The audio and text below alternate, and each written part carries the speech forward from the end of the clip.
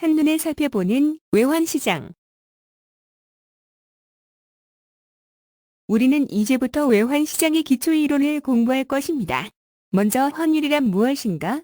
그리고 환율의 변동 요인은 어떤 것이 있는가?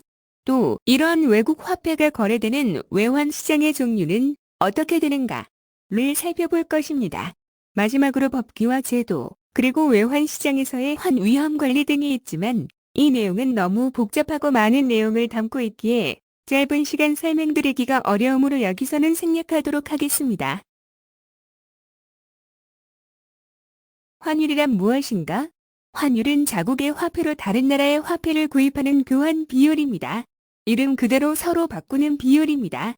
간단한 환율의 기본 개념을 이해하고 출발하겠습니다. 환율이 올라간다는 것은 1200원에서 1300원 가는 것입니다. 반대로 환율이 내려간다라면 1200원에서 1100원으로 가는 것입니다. 말 그대로 단순히 숫자가 올라가면 올라가는구나, 내려가면 내려가는구나를 이야기하는 것입니다. 원화 가치가 상승했다는 것은 1200원에서 1100원 가는 것입니다. 마찬가지로 원화의 가치가 하락했다는 것은 1200원에서 1300원으로 올라가는 것입니다. 볼펜 하나를 구매하는데 그 비용이 1200원에서 1100원으로 가면 가격은 내려간 것입니다. 하지만 이건 자국 내에서의 소비자 가격이고 외국 볼펜을 하나 구입하는데 한 달 전에는 1200원에 수입해서 구입했는데 지금은 1100원에 수입해서 구입할 수 있다는 것은 수입업자의 입장에서는 볼펜을 하는 가치는 변함이 없지만 원화의 환율이 내려와 더 작은 금액으로 외국의 볼펜을 구입할 수 있으니까 그만큼 적은 금액의 원화로 구입한 것이 되고 있는 원화의 가치가 올라간 것이 됩니다. 그래서 원화 가치가 상승했다라고 표현하는 것입니다. 반대로 볼펜 하나 사는데 1200원에서 1300원이 되었다면 교환 비율인 환율이, 즉 우리나라 돈의 가치가 떨어져 더 많이 줘야 한다는 뜻입니다. 그래서 원화의 가치가 하락했다라고 말하는 것입니다. 가끔 혼동하는 부분이기도 하니 잘 기억하시길 바랍니다. 그럼 이제부터 구체적인 환율 변동 요인을 살펴보겠습니다. 환율의 변동 요인은 해당국 즉 자국의 대내적 요인과 교역 상대국과의 상관관계에 따라 변동하는 대외적 요인으로 나눌 수 있습니다. 먼저 통화량입니다.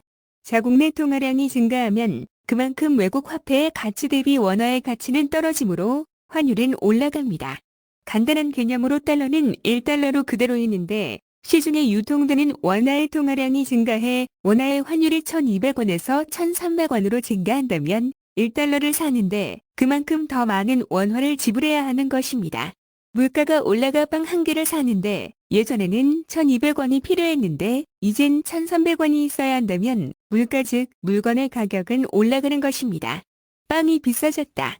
같은 개념으로 1달러를 사야 하는데 예전엔 1200원만 있으면 되었는데 지금은 1300원이 있어야 한다면 원화의 가치는 떨어진 것이고 환율은 올라간 것이 됩니다. 한국 돈이 많아지면 환율은 올라가고 한국 돈이 작아지면 환율은 내려간다. 라고 단순하게 생각하시면 이해가 쉬울 것입니다. 다음은 금리입니다. 금리가 올라간다는 것은 시중은행의 이자가 올라간다는 개념이고 이자가 올라가는 것은 단순하게 생각해서 시중에 유통되는 자금을 투자해서 수익을 내는 것보다 은행에 예금을 했을 때 받는 이자가 이전보다 더 증가한다는 의미가 되어 시중의 자금은 은행으로 예금되는 양이 증가하게 되고 그만큼 시중 통화량이 줄어든다는 것입니다. 그래서 금리가 올라간다는 것은 통화량이 감소되어 환율은 떨어진다는 것이고 시중 유동 자금이 줄어드니 원화의 가치는 상승한다고 생각할 수 있습니다. 반대로 금리가 내려간다면 시중은행의 이자는 내려간다는 개념이고 이자가 내려간다는 것은 은행에 예금해봐야 실질적인 이자 수익이 감소하는 것이니까 자금은 은행에서 시장으로 나와 수익이 나는 곳으로 풀리게 된다는 것입니다. 이는 시중 유동자금의 증가, 즉 통화량 증가의 개념으로 이어지는 것이라 환율은 올라갑니다. 원화 가치는 하락하는 것이 되는 것입니다. 이번엔 물가입니다. 물가, 즉 물건의 가격이 올라간다는 것은 하나의 재화를 구매할 때 원화가 더 많이 들어간다는 것입니다. 이는 시중에 그만큼의 유통되는 통화량이 많다는 개념이 되며 통화량이 많다는 것은 자국 통화의 환율은 올라간다는 개념으로 해석할 수 있습니다. 물론 반대로 물가가 내려간다는 것은 유통되는 통화량이 줄어든다. 즉, 환율이 내려간다고 생각할 수 있습니다.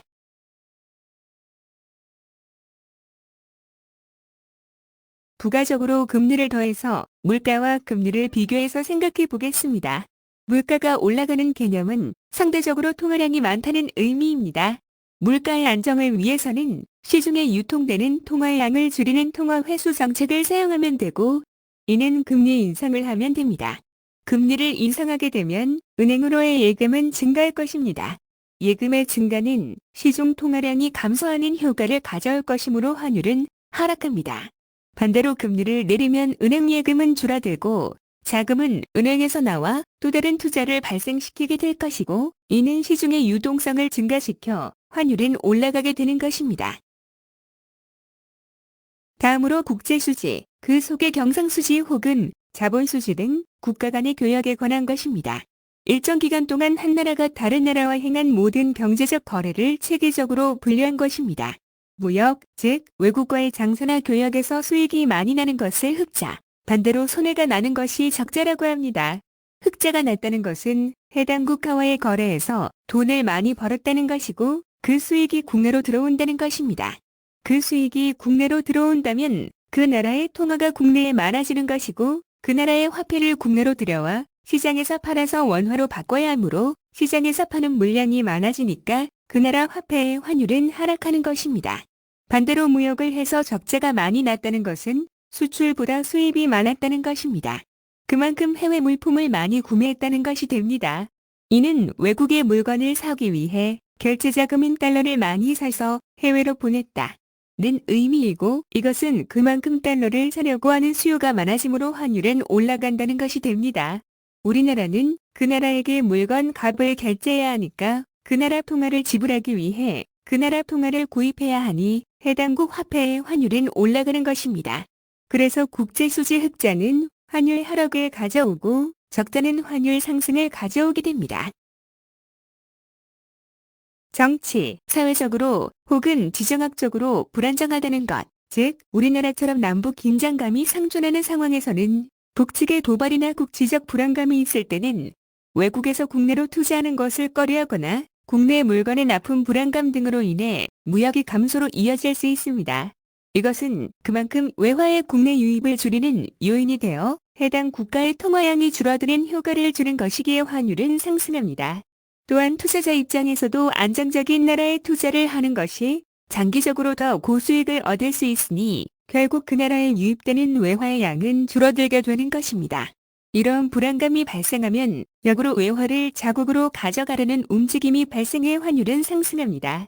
반대로 정치, 사회적, 지정학적 불안감이 없다면 해외에서 국내로 투자가 활발해질 것이고 안정적인 수출입이 보장될 수 있는 것이기에 외화의 유입이 증가하게 되어 환율은 하락합니다.